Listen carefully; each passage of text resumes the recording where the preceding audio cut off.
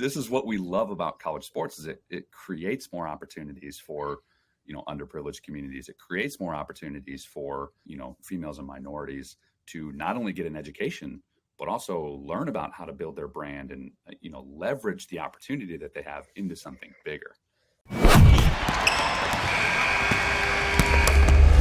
Well, welcome back, everybody. This is episode 3, season 2 of the NIL show. I'm Adam Cook here with Sean Ellenby and a very special guest today, Bill Carter. Really looking forward to this conversation. Bill has a wealth of experience across sports marketing, across college athletics, representation, brand deals, has more recently turned into, you stay away from the term advocate and try to lean more towards NIL analyst. Is that right, Bill? I try to use that. That phrase is probably not going to catch on anytime soon, nor is the overused term of expert. I definitely don't use that since apparently everybody's an expert. Expert with 6 months of experience. Yeah, exactly. At most 3 years. Yeah. right. Well, Bill, I guess in that sense, we are all experts. Yes. Bill, you have a really fascinating background of kind of how you came to NIL. I'll do just kind of there's no way I'm going to do this justice, but just a brief intro to a little bit of your background. You spent 20 years building Fuse Marketing. You were named to the Sports Business Journal 40 Under 40. Grew that company to close to 100 employees with clients like Pepsi, Gatorade, Amazon, TikTok. Ended up leaving that company, from what I understand, on wonderful terms, and have started NIL Research Poll, which you now serve as a consultant to universities, an analyst for the market, as well as a resource for student athletes. In addition, you are a lecturer at University of Vermont. So as much as we can say it with 3 years of experience, definitely an expert in the space. Well, Adam, I appreciate that introduction. I appreciate a little bit of background. I mean, I joke about the expertise stuff. I mean, I don't mean to downplay a couple of things, though. I mean, it's one of the reasons that I was, really happy when I got the invitation to speak with the two of you, which is I really am an advocate for entrepreneurship. And I love small businesses. I love smart, creative, innovative people that are trying to develop new businesses or apply businesses to new ecosystems. And so I really appreciate what you guys do. I think in terms of expertise, I sort of make fun of it, but at the same time, I do have a lot of respect and I've tried to do this myself, which is look to people that have a lot of experience in ancillary businesses or ancillary industries where it's logical that what they worked on can apply to NIL. And I try to learn a lot from those people because while the fact that, we might call NIL this new ecosystem, this new industry, everything about it is not new. And I try to take as many shortcuts as I can by learning from people that were doing very similar things for the last 10 or 20 years. Yeah, I think, you talk, I can't remember exactly who posted, but I just saw there's a quote from Kobe Bryant where he says, look, if you want to be great, don't look at what I did, just look at how I did it.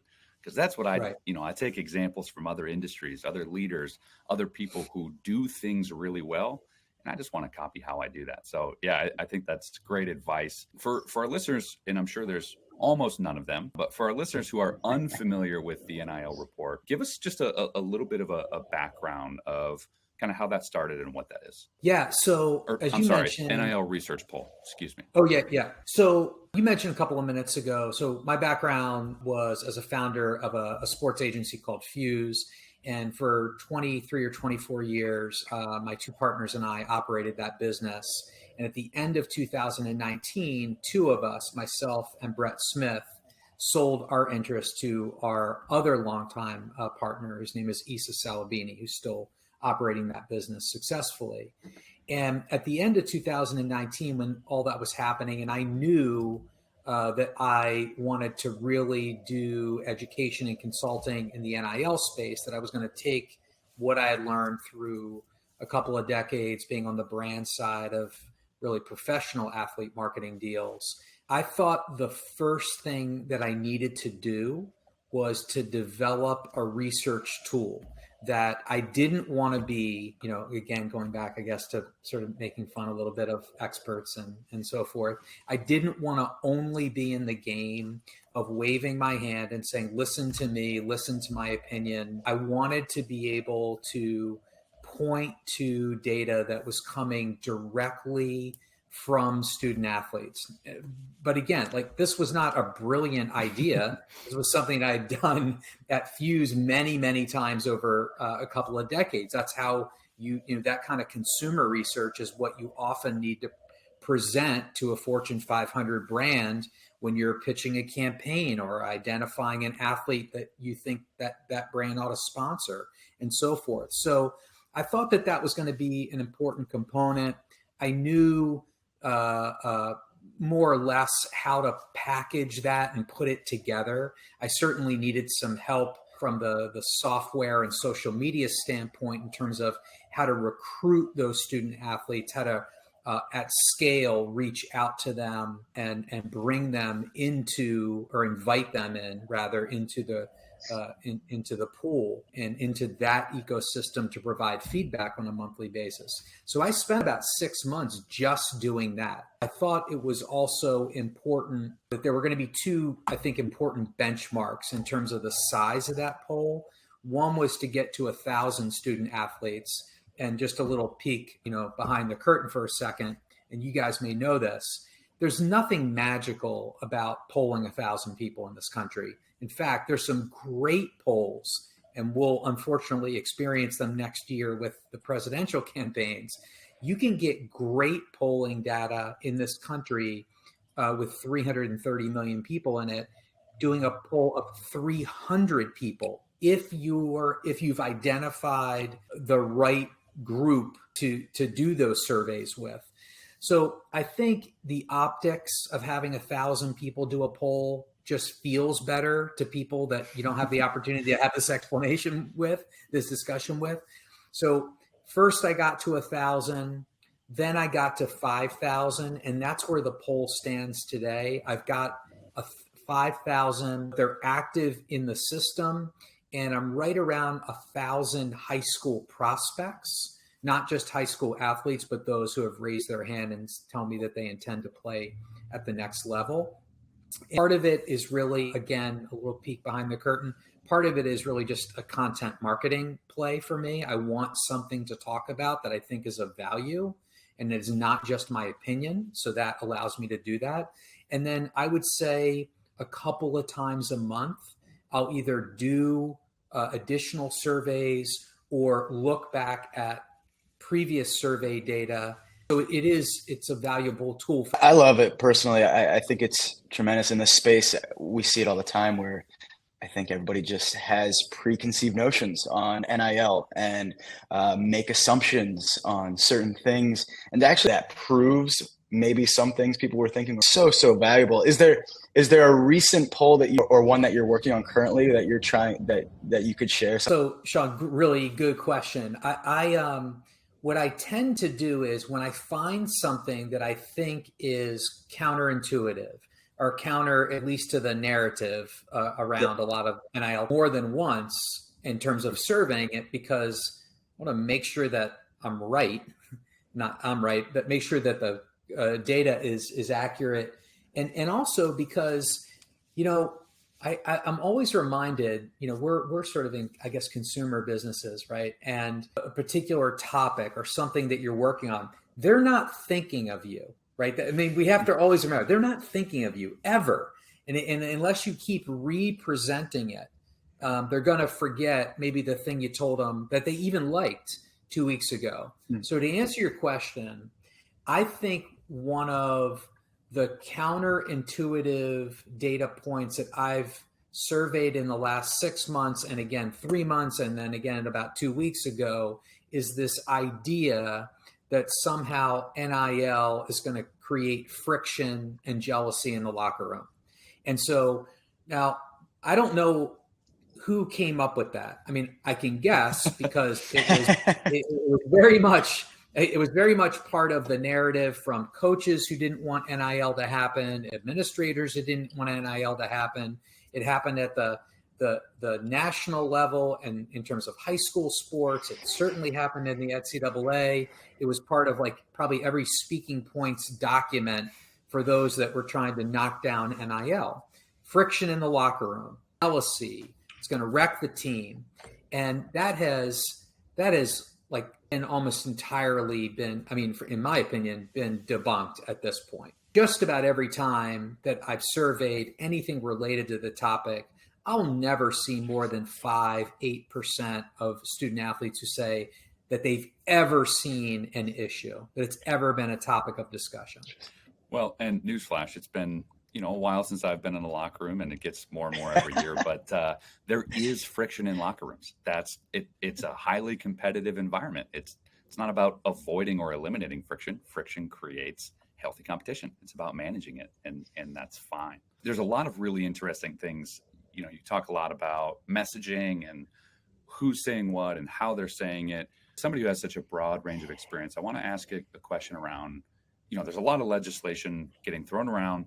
There's a lot of conversations happening on Capitol Hill. There's a lot of hearings going on that, supposedly are bringing in like the best athlete representation to those conversations. Simultaneously, we're still seeing, Princeton just the other day levied a lawsuit saying, hey, we are not being represented well. So from your experience or your perspective, why are we getting one side of, hey, this legislation is going to be great for student athletes. Hey, we are going to Capitol Hill to fight for student athletes.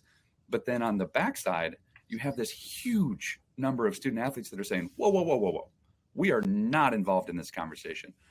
Where do you think the disparity is in that? Yeah. I mean, it's, again, Adam, that's a great question. I'll try to answer this one. I'll try to make my answer a little bit shorter than my first two. And also, I'll try to do it in a way that's sort of fair, I guess, to both sides and not be an advocate for either side.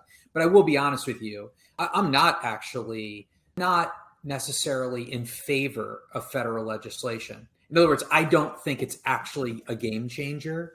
There are lots of other places that regulation is already happening. Now, I'm not going to be somebody who is anti-federal legislation. That's silly. But I will say that I don't think it's nearly the silver bullet that people are pretending, in my opinion, it could be. So that's my opinion, but I still think I can talk about it very fairly. I think that state legislators, lobbyists, senators, congressmen, they know how the game is played, and they very well know that they'll never pull federal legislation over the finish line by talking about rules, regulations, policies, essentially keeping everybody in line, right? By the way, that's a losing argument because the optics of it are terrible in any case. They're particularly terrible when you're talking about the rights of young people. And they're even worse when you're talking about the rights of young people that 70+% of Americans think should have been in place prior to the summer of 2021. And so the messaging that those who are trying to pass federal legislation are using is that they're trying to position this federal legislation as pro-student athlete, as protecting student athletes.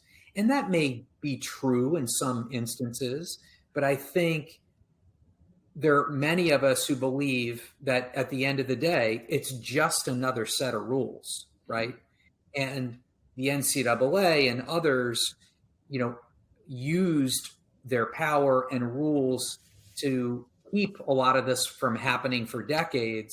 I'm not sure we need to go back to any version of those rules. I mean, Bill, you've been traveling to campuses, you've been meeting with athletes, you've been meeting with administrators. But when you're talking to athletes, what do you find is important to them in all of this? Yeah. Practically none of this. Right? Like and I make that joke. I do think it's actually important, right? It is important for the three of us and others to be in tune with things that maybe the student athletes aren't thinking about all day, because it will ultimately affect them and it will affect student athletes into the future. But it is absolutely not what they're thinking about. They are not thinking about federal legislation or state legislation or even NCAA rules, right?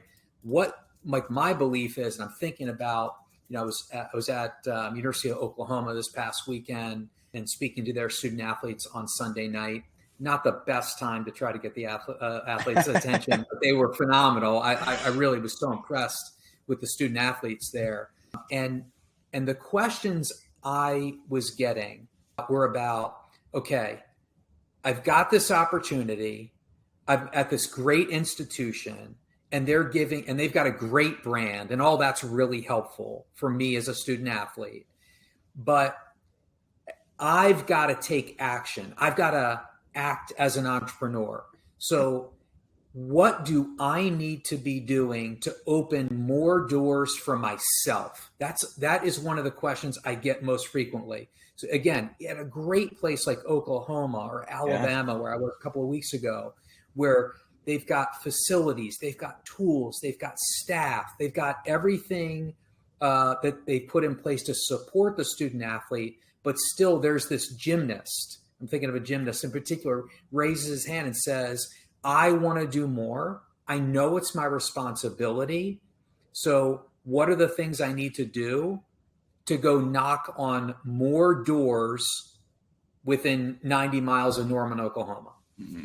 One of your most recent surveys talks about engagement rates of athletes versus like traditional influencers, right? And I think we those of us who work in and around sports understand that just by the nature of the machine behind, capital A athletics, the reach is going to be bigger than, a solo influencer. I think your poll quoted like 5.5% bigger reach or more effectiveness. What we run into a lot is, we'll go into schools and have a conversation with them, and, we'll talk about what our model is and how we can have the breadth of athletes engaged in this process. They say, well, our athletes aren't really interested in it. And, we dig a little deeper, and a lot of times it's like, well, it's not that they're not interested in it. It's that the ecosystem you've created for them to participate in is one that they're not interested in. And I think traditionally, a lot of the ways that this, and you're intimately familiar with this brand engagement and how the schools interact with, marketing and opportunities is really hyper brand focused, right? And how do we get the corporate sponsors? How do we get the corporate brands to have more visibility with the institutional brand? And that's shifting pretty significantly to how do we actually allow the athletes to individually access those opportunities with the brands themselves? But that also creates some tension, right? Who's getting the reach? Who's getting the influence? Who's controlling that interaction? When you go in and talk with institutions, how do you get them to understand, like, hey, this is actually a good thing? It may feel like you're removing yourself a bit from, controlling that relationship with the bigger brand, but this is actually a positive thing for, your institutional brand, inviting the athletes into that process. Yeah, it's so complicated because in defense of institutions, one of their fears has largely come true, which is that they were fearful.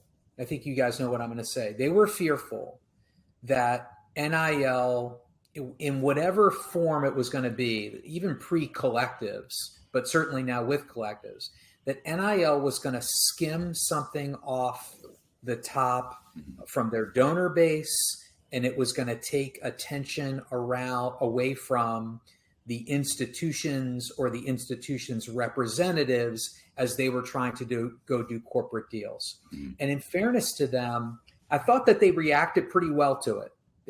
They said, okay, well, let's see, maybe we're wrong, right? And as it turns out now, I think 2 years in, I think that they were largely right. And now they're trying to sort of clean up a little bit of that mess. And they're saying, okay, well, my fundraising team for the institution, we have donors we need to go after. My donor, my athletic department fundraisers, they've got donors and they've got corporate brands that they've already developed relationships with, or they intend to. And NIL does make it murkier.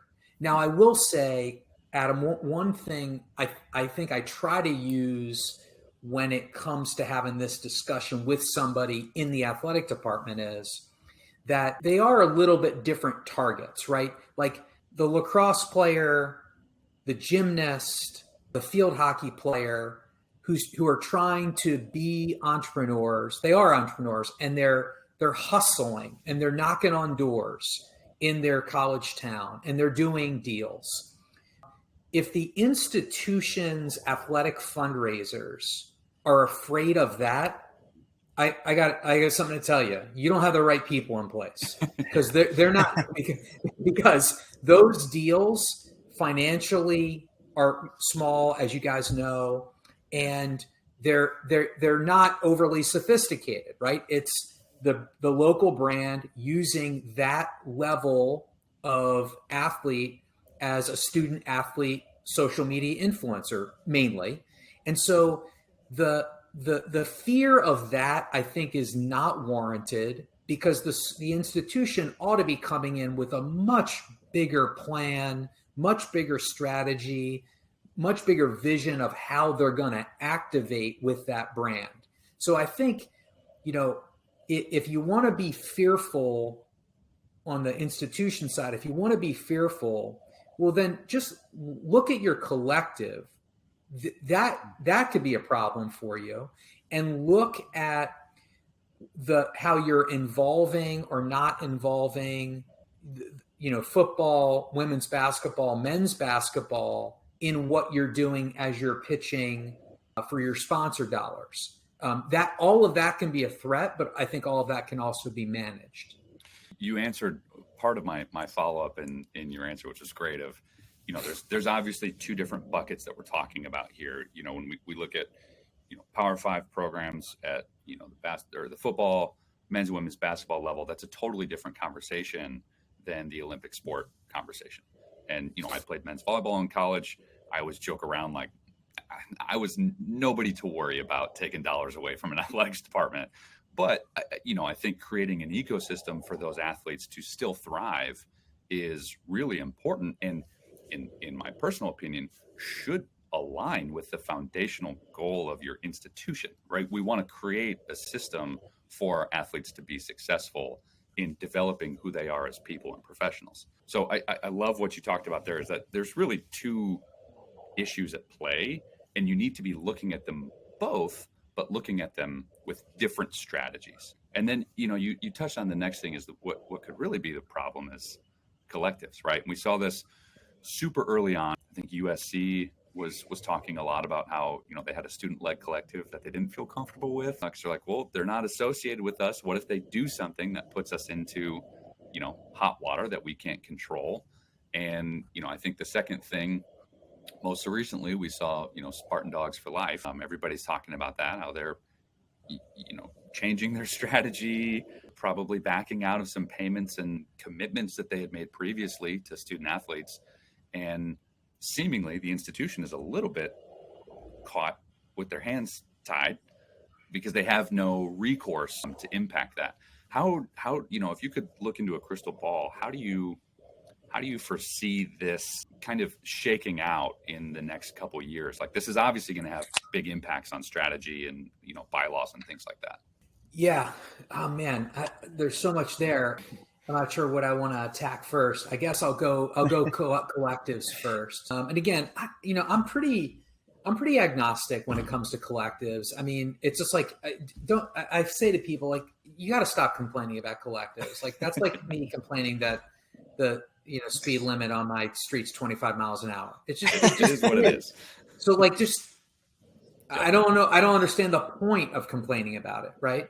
Yeah. So I do like the approach that I think a lot of people are beginning to take, which is, I do like the approach of like, okay, it's a fact. Now, how are we going to integrate them into the ecosystem? Maybe not the university, but how are we going to integrate them into the the overall ecosystem so that they can achieve what they want to achieve, which is supporting the student athletes at the university that they support. And they can also do so within regulations, within a certain boundary of ethics and fairness, and not complicate things. And so I thought, one of the maybe underreported but really positive things that happened, I guess, close to a year ago now, was when the NCAA came out and said, actually, we've sort of shifted a little bit, though they left that part out of the equation, but they did. And they said, we want these collectives to be engaged with the athletic departments that they are supporting. In other words, we want there to be communication. And I think they took the cue from some powerful Power 5 athletic directors that had said to the NCAA, guys, you don't want to leave the collectives out here on an island. They don't know the rules. And even if they're trying to behave ethically, it's going to be problematic. Let us engage with them, because the closer that they are to the formal systems, the more likely it is that we're all going to be rowing in the same direction. So I think that is the solution for collectives. If you think there's a problem, is to not alienate them, not to push them away, but to bring them closer. Now there's a limit to that. And by the way, now I'm going off on a tangent, but I got to do it for a second. I think there is already a gigantic Title IX problem. Now, I'm in the minority right now. I know I'm in the minority. I talk to lawyers who say, you're wrong. You're wrong. We don't have a Title IX problem because the collectives are not part of the university. And to that, I say, okay, good luck with that. You'll be tested. You'll be tested in court. And my guess is that a lot of judges and juries are going to say, explain to me how you are not within the same ecosystem, not supporting the same university, but you, because you have a different LLC, don't need to follow the same rules. I just don't believe it's going to fly in the long run. I think we've got a big Title IX problem. By the way, I raise that in sort of conflict with myself, because here I am, I'm saying to you, let's bring collectives under the tent so that they can row in the same direction of their athletic department. And then on the other hand, I'm also telling you, but we've got to solve the Title IX thing, because it's a big problem. And there's all sorts of data out there that supports the fact that, 80+% of collective deals are going to male athletes. Well, that's a Title IX issue, right? It can't happen. And so, and other things. So I think I guess that's the piece of what you're describing that I would probably approach first. No, and I think that's great. I think, when we talk about legislation, when we talk about, strategy, when we talk about the future of this, I agree with you. That's a huge piece that I think people are missing, is there is legislation that's already in place about how to approach some of these opportunities and things. And, it's the collective conversation is one thing, but it also is incredible to me to watch this space mature. And you've got, just in our space as it relates to merchandise and apparel, you have direct institutional partners who have official contracts and have exclusivity tied up in a lot of things. And they just are straight up saying, nope, we're not going to touch women's sports. Nope, we're not going to do anything for women's volleyball. And to me, I'm like, if you are an institution, that should be blaring alarms for you. If you have entered into an agreement with somebody, an exclusive agreement, and they are telling you, we're not going to do that, you have a legal responsibility to create opportunities. And beyond the legal responsibility, isn't that just what you should be doing anyway? Like, this is what we love about college sports, is it creates more opportunities for, underprivileged communities. It creates more opportunities for, females and minorities to not only get an education, but also learn about how to build their brand and, leverage the opportunity that they have into something bigger. So I love that you talk. An analyst, I think it's hard to to argue with saying, you're in the minority when you have all the data there and all those conversations. So I appreciate that perspective. It's interesting. You use the phrase alarm or sounding the alarm. It's interesting to me. I guess we shouldn't be shocked, but I guess I am. I'm naive, I guess. I think that there are alarms going off right now that are being ignored, major alarms. One is around Title IX. And like you, who a former volleyball player, I was also an Olympic sport athlete. I played lacrosse in college. And so I'll pick on lacrosse for a second. Lacrosse has never been more popular. Not at the high school level, not at the college level. The pro game has some impact on that. The sport feels like it's riding high. And again, I know I'm in the minority when I say this. Guys, you're in an absolute danger zone right now because of what's happening in and around college sports, around issues of revenue sharing, of athletes becoming employees. Again, none of which I have a problem with. I think these are this is just where we're going. This is just where we're going to end up. But sports like lacrosse, expensive, big rosters, 50 plus now. When I played, the rosters were like 30. Now they're over 50 or around 50 at most schools. Expensive, there's travel, all these things. If college sports continues to go in a certain direction, again, around revenue sharing and student athletes becoming employees, Olympic sports will be cut. Yep. We don't know which ones.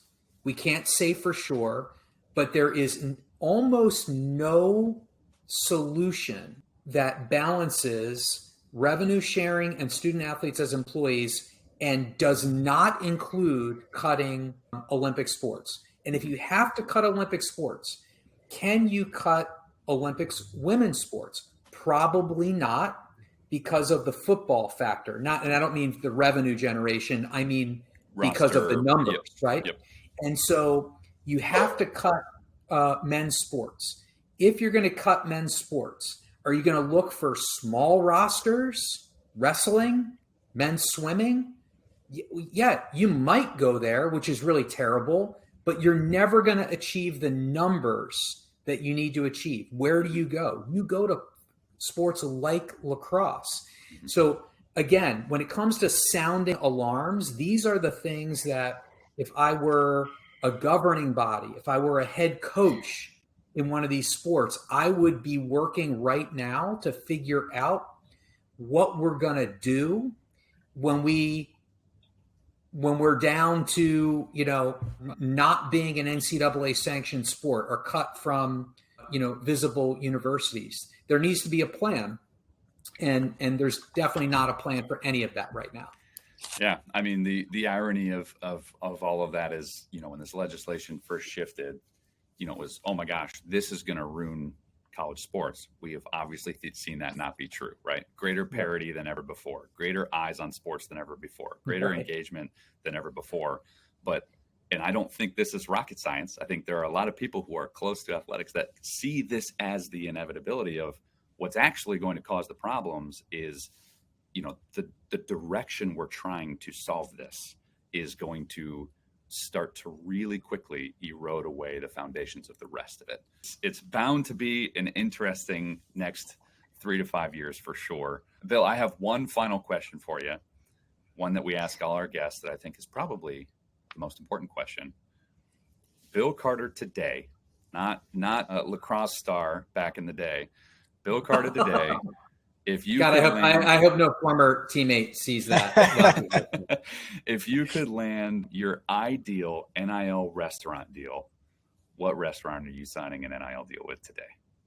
Oh my gosh, I'm so conflicted. I mean, I know my answer, but I don't want to give it. All right. Now I'm also going to be forced to come up with something a little bit more clever than your former guest. You know what I was thinking about the other day? And by the way, I don't know if they've done NIL deals. I know they're still in business, but sort of barely.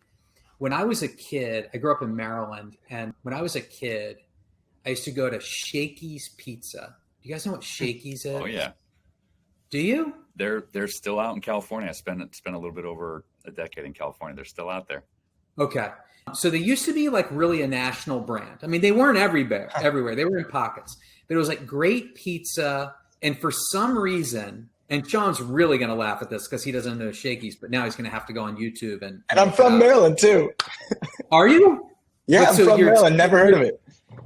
No, you're too young for this. But so you would go in. This is the weirdest thing anybody's going to say to you today. You go in, and the music was like banjos and piano, and it was constantly humming in the background. It makes no sense. I don't know what the foundation of that was, but I just remember that as a kid. And so so the NIL deal will be Shakey's Pizza. I love it. You heard it here first. Shakey's. If you need to boost up your social engagement, give Bill a call. You know where to find him. Bill, I'm so grateful for the time, the conversation, the perspective. If you don't follow Bill on Twitter, Bill, what's your Twitter or X handle now? I am not active on Twitter. I'm really very active on LinkedIn. You can find me on LinkedIn. You're one of our favorite follows on LinkedIn for sure. Required reading. Hit him up there. Keep an eye out for NIL research poll. I'm very grateful for the conversation again, Bill. We're looking forward to seeing what the next couple weeks come, what they bring. And that has been another episode of the NIL Show. I'm Adam. That's Sean. Special guest Bill Carter. Thanks, everybody.